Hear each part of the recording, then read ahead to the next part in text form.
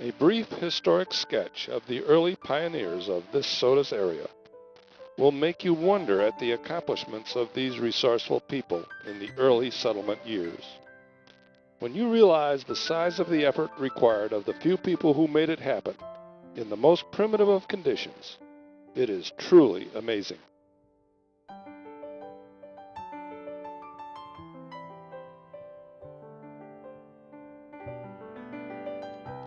To understand the history of Sodus Point, it is very important to consider what the Sodus Bay area was like in 1792 when its settlers first arrived.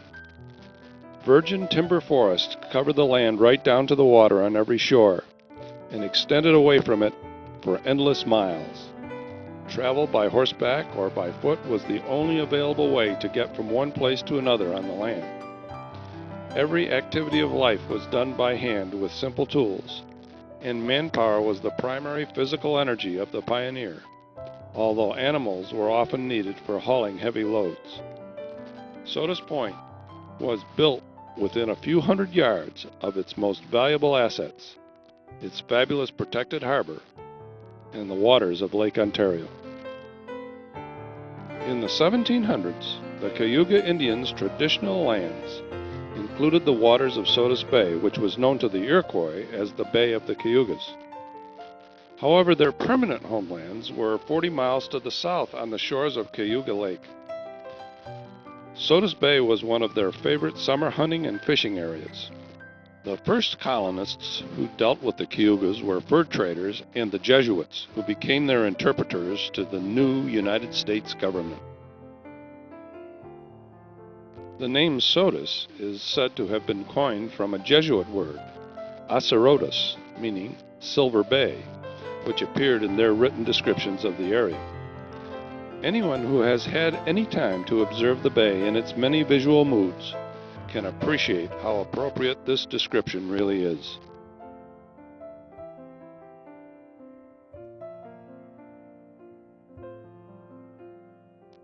After the end of the Revolutionary War in 1776, the United States government began promoting the exploration of its vast lands. Men of means and vision were making pioneering surveys of the unexplored lands of the Northeast. The land in this area was a part of the Phelps-Gorham Purchase of lands from the Iroquois in 1789. The men whose vision was the beginning of what is now Sodus Point were land speculators.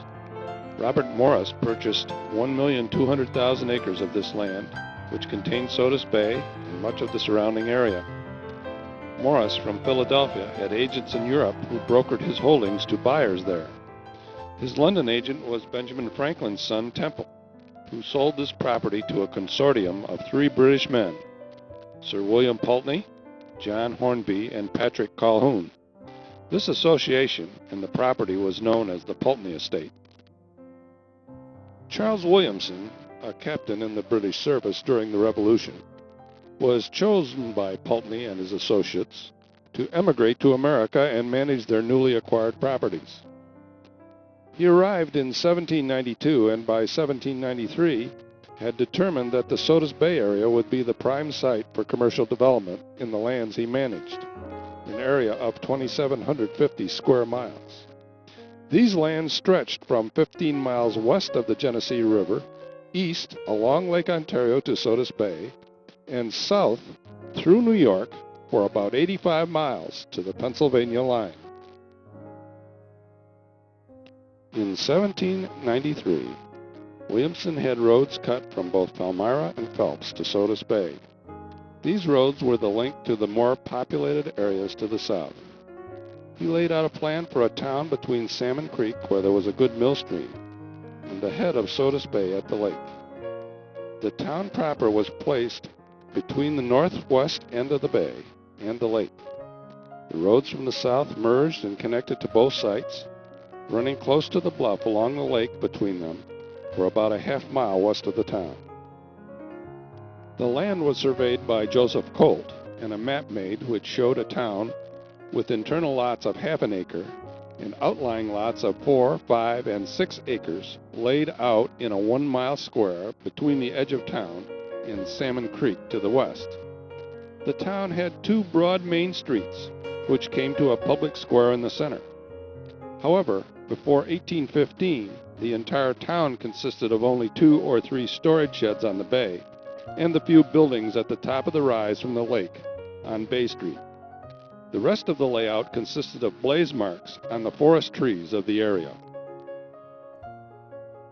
The public square was included in this forest, as was everything to the west of it. The access road into town came from the west along the lake bluff to the spot just in front of this building, and became Ontario Street, which then curved into Bay Street just west of the tavern. On the south and west side of this road was a solid virgin forest as far as the eye could see. In describing his plan, Williamson said, "The first view of the place, after passing through timbered country from Geneva, strikes the eye of the beholder as one of the most magnificent landscapes human fancy can picture. Today, when seen from its many picturesque overlooks, the bay still inspires the same feelings that Williamson described, even though the virgin qualities of the landscape and waters have given way to homes and roads along its shores."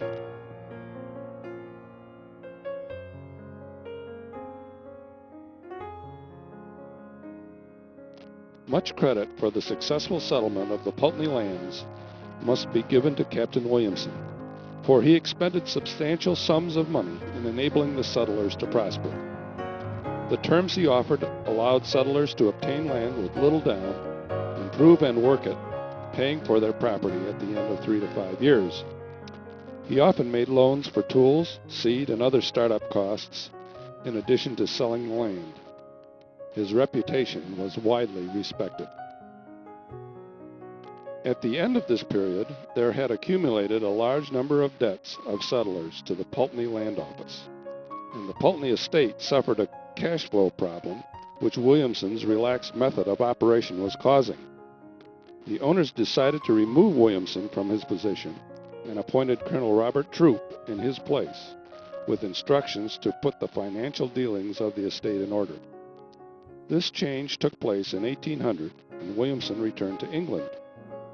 Great Sodus was officially named Troupville, and Troup remained the agent of the estate for the next 30 years.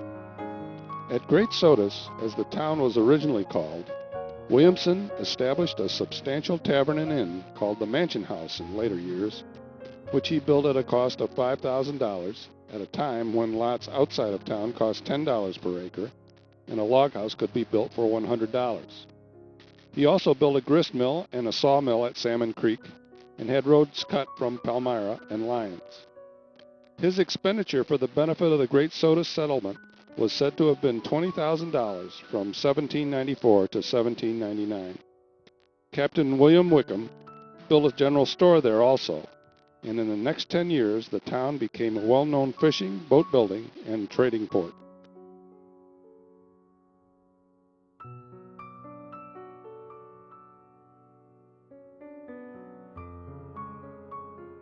During the War of 1812, toward its very end, on June 19, 1813, British ships anchored offshore and put troops on the beach to confiscate stores and ammunition from the town. The town residents had been warned and had moved most of their supplies into a ravine where they remained undiscovered by the British. Frustrated with this situation, and after a dark night skirmish in which several British and 2 Troupville men were wounded, the British returned in the morning to burn all of the buildings in the town except the Mansion House, where Asher Warner lay wounded and dying. He was the only casualty of the Battle of Sodus Point in the war.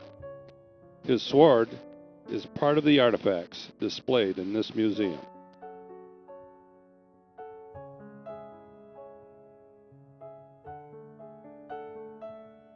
They were a stout band of men, the militia who resisted the British attack on that dark and rainy night. And although there were only about 40 men in the group, their first volley of fire convinced the British that they were a substantial force, because the raiders immediately withdrew from the night battle and kept to the immediate area of the town when they sacked it the following morning. The men involved in the action represented 20% of the family population of Wayne County at that time, and were from all of the local towns in the Troopville area and from Lyons, Marion, and Sodus Village as well. Many of our local visitors are descendants of these early settlers who successfully resisted the British attack. Perhaps you will see an ancestor of yours in the list. In the face of this danger, many of the women of the town buried their family plate and jewels. You will find a piece of silver service in a glass case in the front room next to the gift shop entrance. This teapot belonged to Captain Wickham and was buried by his wife to hide it from the looters, an interesting artifact of this cataclysmic event in the lives of the early Sodus Point settlers.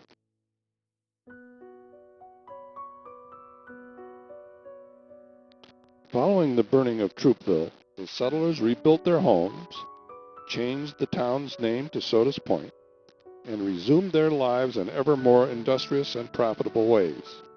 Shipping, farming, boat building, and fishing enterprises flourished in the area for the remainder of the century.